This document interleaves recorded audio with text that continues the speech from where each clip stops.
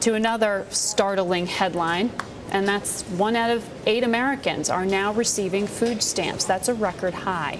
42 million Americans rely on government aid to purchase food. That's comparable to the entire population of Spain. JPMorgan is the largest administrator of jobless benefits here in the U.S., and Chris Paton runs the company's public sector benefit payments process.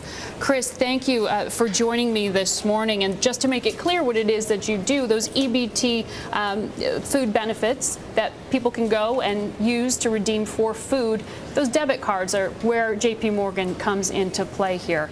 We spoke to you last in January, and tell me, when you look at the recovery out there, is it getting any better? Good morning, Margaret. Thanks for having me back on the show. Sadly, it's not. What we see is continued volume increases at a level that's not been seen before. Rolls are up 20% this year over last year. They were up 25% 2009 over 2008. So we see numbers continuing to increase. So the average benefit that a recipient of food stamps receives is $133.77 per month, and they can redeem that for basic foodstuffs. Now, what startled me in your research is this idea that jobless benefits are extended for many of those who've been unemployed for a large period of time. But you are now expecting those benefits to run out and see a spike, an increase in those who are needing food stamps right now. When do you expect that? Right, we're starting to see that already. As the unemployment benefit extensions begin to expire, a lot of those people are still unable to find work, and we are seeing some of that flow across into the food stamp rolls, and as a result we're seeing the food stamp rolls continuing to increase. Right now the rate of increase might be slowing slightly, but it's still going up 15 to 20% per year, and it's higher in some states where the economic downturn has hit hardest.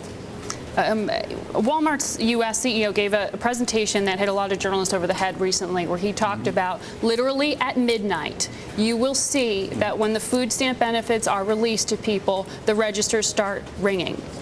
Tell me, how have retailers changed? Are you seeing more acceptance now of food stamps as a method of payment? Absolutely. We work very closely with retailers like Walmart, and acceptance is very widespread now. Large retailers like Walmart, Costco, Kroger all accept food stamps. They are very widely accepted. Remember, they are debit cards. The old paper stamp coupons are no longer in circulation. These are electronic debit cards, widely accepted by retailers. And you point out that actually there are far more people who actually qualify for benefits than are using them at this point.